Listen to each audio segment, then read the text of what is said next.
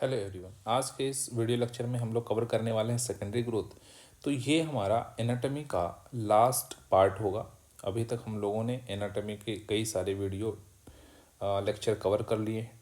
तो ये हमारा आज लास्ट पार्ट है। इसी के साथ एनाटॉमी हमारा कंप्लीट चैप्टर यूट्यूब पे आ जाएगा। तो अब देखते हैं कि जो सेकेंडरी ग्रोथ होती है वो सेकेंडरी ग्रोथ जिम्नोस्पर्म में होती है और डाइकॉट्स में होती है। डाइकॉट्स के रूट्स और स्टेम में होती है और जिम्नोस्पर्म के भी कुछ पार्ट्स में सेकेंडरी ग्रोथ देखने को मिलती है। अब इस वीडियो लेक्चर में हम बात करने वाले हैं कि जो सेकेंडरी ग्रोथ होती है वो होती कैसे है। सबसे इम्पोर्टेंट बात यही है, सबसे इम्पोर्टेंट जो टॉपिक है आज का यही है कि सेकेंडरी ग्रोथ होती कैसे है। जो सेकेंडरी ग्रोथ है, इस वर्ड का क्या मतलब है? Used as it occur with the help of secondary meristem. जो सेकेंडरी ग्रोथ है वो सेकेंडरी मेरिस्टेम से होती है। And occur those part of where primary growth is completed. तो सेकेंडरी ग्रोथ कहाँ होगी? जहाँ प्राइमरी ग्रोथ कंप्लीट हो चुकी होती है वहाँ सेकेंडरी ग्रोथ होती है। रीजन फॉर सेकेंडरी ग्रोथ क्या है? As plant growing new pipes for transport required. जैसे प्लांट काफ़ी थिक गर्थ में मोटा होता है, गर्थ में इंक्रीज करता है, जिस वजह से प्लांट्स को नए नई पाइप्स की जरूरत पड़ती है। पाइप्स क्या होती है? पाइप्स का मतलब हो गया जाइलम और फ्लोएम, यानी नए टिश्यू बनाने पड़ते हैं जो कि जाइलम और फ्लोएम, ताकि वाटर ट्रांसपोर्ट ज़्यादा रिक्वायर्ड होता है उसको फुलफिल करने के लिए। तो जाइलम ज़्यादा बनता है, फ्लोएम उसके रिस्पेक्ट में कम बनता है। रिजल्ट ऑफ सेकेंडरी ग्रोथ की बात करें, रिजल्ट क्या होता है? Increase in girth. तो गर्थ में इंक्रीज होना ये रिजल्ट ऑफ सेकेंडरी ग्रोथ है। और रीज़न है क्योंकि ट्रांसपोर्ट के लिए हमें नए नए जाइलम यानी पाइप्स की रिक्वायरमेंट होती है, that is xylem and phloem. अब बात करते हैं जो सेकेंडरी ग्रोथ होती है, सेकेंडरी ग्रोथ सेकेंडरी मेरिस्टेम से होती है। ये वेस्कुलर कैम्बियम हो सकता है या कॉर्क कैम्बियम हो सकता है। डाइकॉट स्टेम की बात करें, डाइकॉट स्टेम जो होते हैं उसके अंदर जो सेकेंडरी ग्रोथ है एक स्टील रीजन में होती है और दूसरा एक्स्ट्रा स्टील रीजन में होती है। ठीक है ना। जो स्टील होता है, स्टील का मतलब होता है एंडोडर्मिस के अंदर का सारा पार्ट, यानी पेरीसाइकिल होती है एंडोडर्मिस के अंदर, उसके अंदर वेस्कुलर बंडल होते हैं, उसके बाद अंदर सबसे अंदर पिथ आता है। तो एंडोडर्मिस के अंदर जितनी भी चीज़ें होती हैं उसको स्टील बोलते हैं।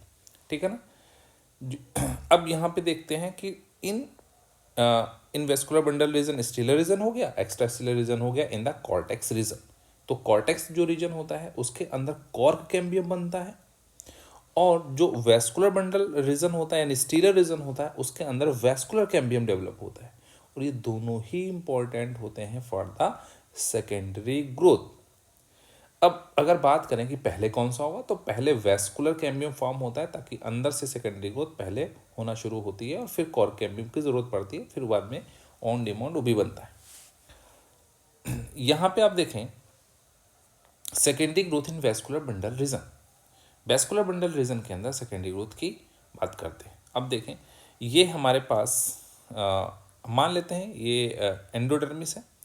एंडोडर्मिस के अंदर ये वेस्कुलर बंडल आपको जाइलम फ्लोएम दिख रहा है और जाइलम फ्लोएम के अंदर ये जो होता है ये कैम्बियम है और इस कैम्बियम को पहले से ही प्राइमरी होता है, प्राइमरी इन ओरिजिन है, इस वजह से उसको बोलते हैं intrafascicular cambium primary in origin.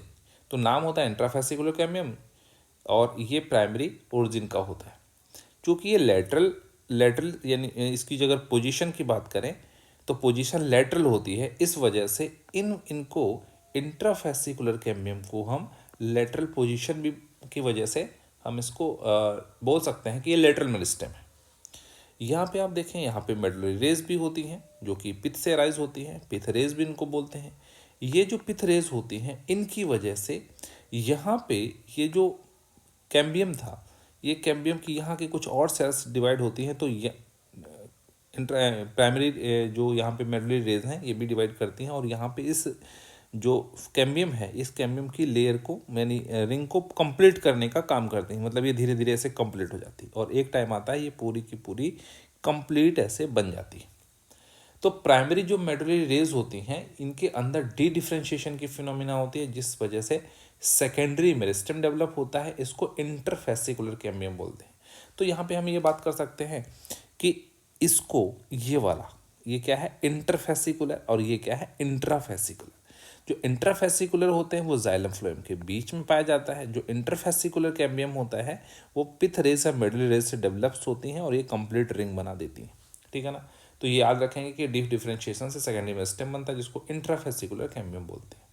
तो हम बोल सकते हैं जो वैस्कुलर कैम्बियम है, वैस्कुलर कैम्बियम जो होता है इसके अंदर दो टाइप के कैम्बियम मिल गए, एक इंट्राफेसिकुलर कैम्बियम और एक इंटरफेसिकुलर कैम्बियम। इन दोनों को मिला के हम वैस्कुलर कैम्बियम बोल सकते हैं। ठीक है। अब जो इंट्राफेसिकुलर कैम्बियम होता है वो प्राइमरी ओरिजिन का होता है, लेकिन जो इंटरफेसिकुलम जो पिथरेज मेडुलरेज ने बनाया उसको हम सेकेंडरी ओरिजिन का मानते हैं। इस वजह से हम मानते हैं कि जो डाइकॉट स्टेम होता है इसके अंदर जो वैस्कुलर कैम्बियम बना वो पार्सली प्राइमरी ओरिजिन होता है और पार्सली सेकेंडरी ओरिजिन होता है।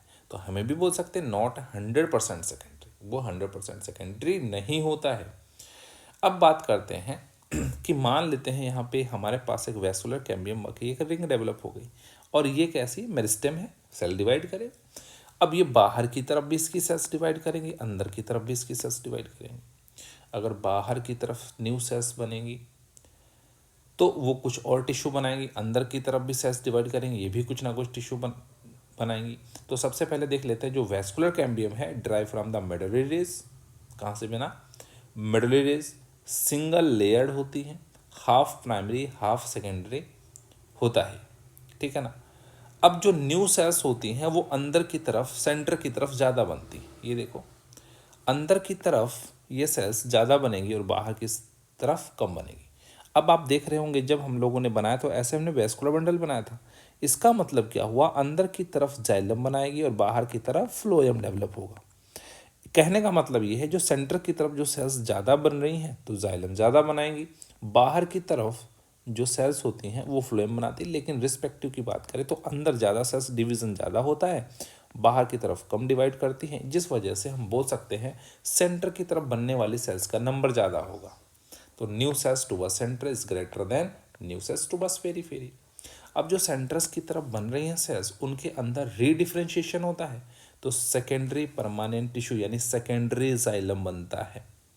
ठीक है ना। तो याद रखेंगे ये जो आप फिगर देख रहे हो इसके अंदर यहाँ क्या बन रहा है, जाइलम। ये क्या बन रहा है, जाइलम बन रहा है, अंदर जाइलम बन रहा है और बाहर की तरफ फ्लोएम बन रहा है। New cells towards periphery redifferentiation करेंगी, सेकेंडरी परमानेंट टिश्यू बनेगा, दैट इज सेकेंडरी फ्लोएम। अब बात करते हैं अमाउंट की, तो अमाउंट सेकेंडरी जाइलम का ज़्यादा होगा, किससे, सेकेंडरी फ्लोएम से। ये बात हम लोग कर चुके हैं। इन दोनों के बीच बीच में मेडुलरी रेज पाई जाएंगी जिनको हम सेकेंडरी मेडुलरी रेज बोलेंगे। जो पहले से थी उनको हम प्राइमरी बोल रहे थे, लेकिन अब जो सेकेंडरी अब जो मेडुलरी रेज पाई जाएंगी, पिथ रेज पाई जाएंगी, उनको क्या बोलेंगे, सेकेंडरी मेडुलरी रेज। अब देखो मेडुलरी रेज को बोलते हैं, बीच में मेडुला होता है, इधर कॉर्टेक्स होता है। तो जब हम डिवाइड करते हैं प्लांट के स्टेम को तो हम बोलते हैं बाहर की तरफ कॉर्टेक्स है, बीच में मेडुला है, तो मेडुला से निकलने वाली कुछ सेल्स की लेयर को मेडुलरी रेज बोलते हैं। Clear.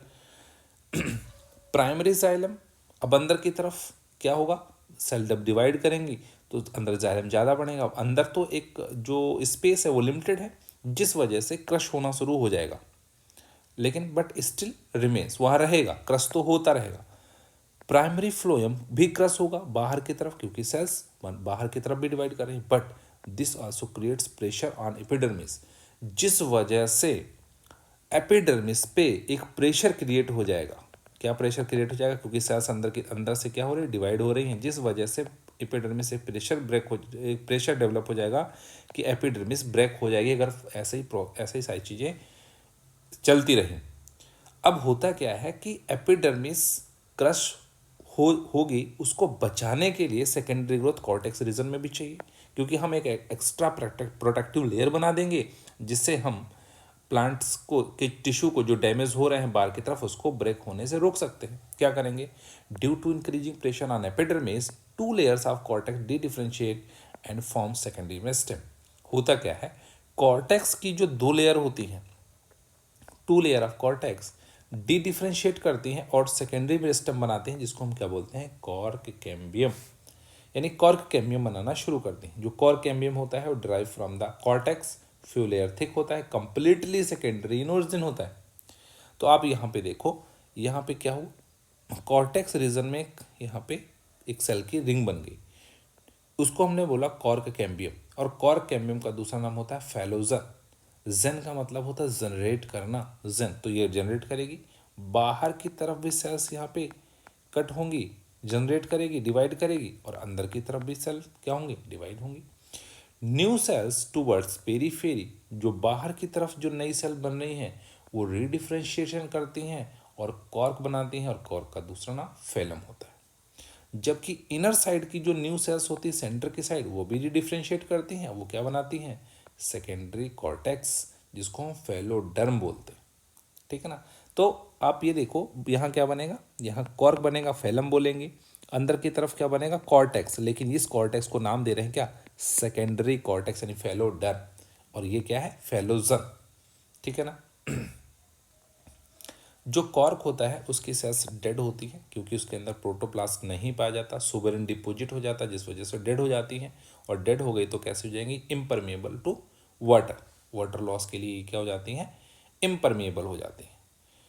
Towards periphery some living parenchymatous cells called complementary cells. तो पेरीफेरी पे कुछ लिविंग सेल्स बचती हैं जिसको हम लोग कॉम्प्लीमेंट्री सेल्स बोलते हैं। आपने पढ़ा होगा लेंटिसेल्स में।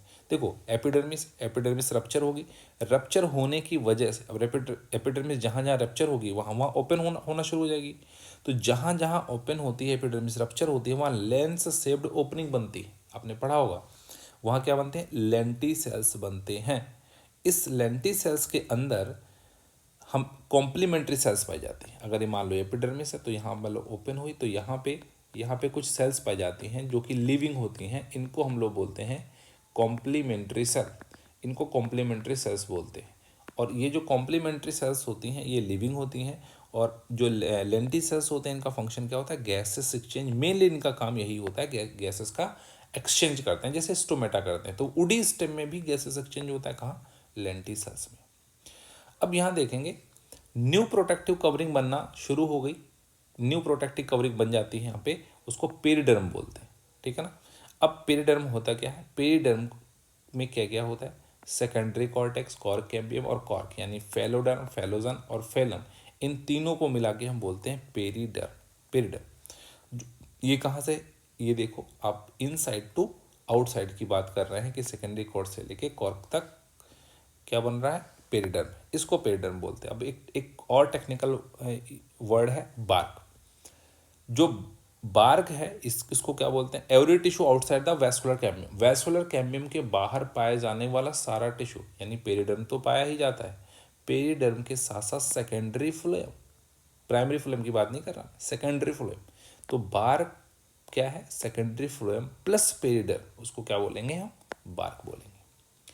अब बात करते हैं secondary growth in dicot root कैसी होती, जैसे डाइकॉट स्टेम में होती, सेम ही होती, क्या कुछ डिफरेंसेस होते हैं, उन डिफरेंसेस पे बात करते हैं। जैसे वैस्कुलर कैम्बियम, वहाँ पे क्या था, वैस्कुलर कैम्बियम प्राइमरी सेकेंडरी दोनों था, यहाँ पे क्या है, ओनली सेकेंडरी, यानी कंप्लीटली सेकेंडरी इन ओरिजिन की बात करते हैं। कॉर्क कैम्बियम यहाँ डेवलप होगा फ्रॉम पेरिसाइकल, वहाँ कॉर्क कैम्बियम किससे बन रहा था, कॉर्टेक्स की सेल से, दो लेयर हम लोग बात करते थे, तो यहाँ क्या बनेगा, फ्रॉम पेरिसाइकल। ये डिफरेंसेस थे।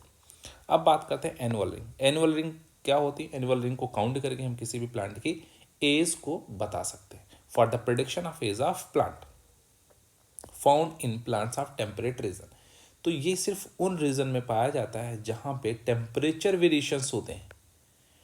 ठीक है ना। तो टेम्परेचर वेरिएशंस जहां होते हैं, टेम्परेट रीजन होते हैं, उन्हीं को हम, वहीं पे एनुअल रिंग बनती हैं, उन्हीं को हम प्रेडिक्ट करके उसकी एज डिफाइन करते हैं, एज निकाल सकते हैं। अगर ट्रॉपिकल रीजन की बात करें, जो टाइप के जहाँ पे सीजनल वेरिएशंस नहीं होते, वहाँ ट्रॉपिकल रीजन में सीजनल वेरिएशंस नहीं होते हैं, तो ट्रॉपिकल रीजन में कभी भी रिंग फॉर्म नहीं होती हैं। ठीक है ना। वहाँ हम अपने ऐसे रिंग देख के एज नहीं बता सकते प्लांट्स की। तो हम अभी बात कर रहे हैं, देखो ये अर्थ है, अर्थ में ये टेम्परेट रीजन, ये ट्रॉपिकल रीजन, इक्वेटर पे ट्रॉपिकल रीजन हो गया, यहाँ सीजनल वेरिएशन नहीं है, यहाँ कोई रिंग विजिबल नहीं होगी, रिंग फॉर्म नहीं होगी। रिंग कहाँ बनेगी, टेम्परेट रीजन में। ठीक है ना। जैसे अगर मैं कहूँ कि आपको बेंगलोर है, पुणे है, वहाँ पे आपको कोई रिंग विजिबल नहीं होगी, जबकि नॉर्थ इंडिया में आप जाओगे तो आपको दिखेगा क्या, टेम्परेट रीजन दिखेंगे, वहाँ आपको दिखेगा कि वहाँ वैस्कुलर कैम्बियम की जो एक्टिविटी है, so different activity in different season. Vascular cambium जो होते हैं उनकी सीजन के अकॉर्डिंग उनकी एक्टिविटी अलग अलग होती है। जैसे मैं कहूँ कि एक एनुअल रिंग जब बनती है तो उसमें एक लाइट रिंग भी बनती है और एक डार्क रिंग बनती है, इन दोनों को मिला के एक एनुअल रिंग बनती है। अब बात करते हैं कि लाइट रिंग जो होती है उसको स्प्रिंग वुड होते हैं, उसी को अर्ली वुड बोलते हैं, उसी को समर वुड बोलते हैं। जबकि डार्क रिंग को विंटर वुड बोलते हैं, लेट वुड बोलते हैं, ऑटम वुड बोलते हैं। अब जो लाइट रिंग होती है जिसको स्प्रिंग वुड बोलते हैं समर में। तो समर में लाइट क्यों बनती है? क्योंकि वहाँ पे कैम्बियम एक्टिविटी ज़्यादा होती है। कैम्बियल एक्टिविटी यहाँ हाई होती है, यहाँ हाइट लिख दिया सॉरी, यहाँ क्या होती है? हाई होती है।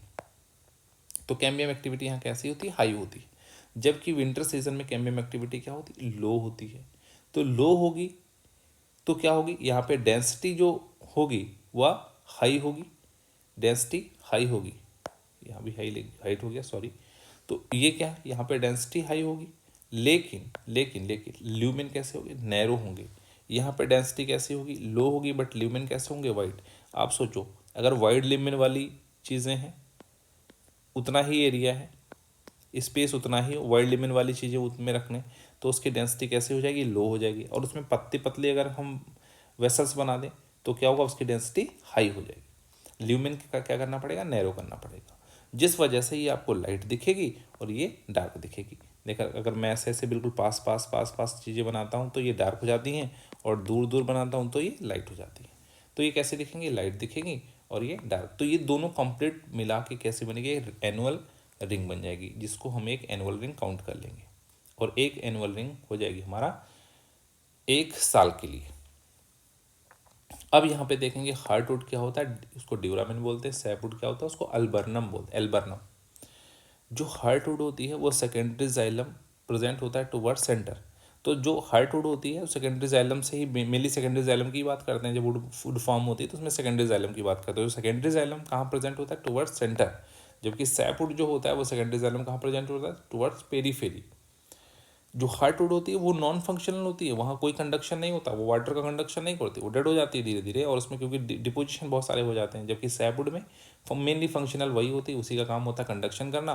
क्योंकि यहाँ पे क्या होती है, जो हार्टवुड होती है वहाँ डिपोजिशन ऑफ ऑर्गेनिक सब्सटेंस, जैसे गम हो गया, टेनिन हो गया, रेजिन हो गया, इन सबका डिपोजिशन हो जाता है। जबकि सैपवुड में ऐसा नहीं होता, कोई डिपोजिशन नहीं होता, वो फंक्शनल बनी रहती है। इनकी डेंसिटी कैसे हो जाएगी? काफ़ी ज़्यादा हो जाएगी। कलर कैसा हो जाएगा? काफ़ी डार्क हो जाएगा, क्योंकि डिपोजिशन हो जा रहा है और हैवी हो जा रही है ना, क्योंकि डिपोजिशन हो गया, जिस वजह से डेंसिटी यहाँ पे कैसी होगी? यहाँ पे लेस डेंस होगा, और कलर कैसा होगा? लाइट होगा।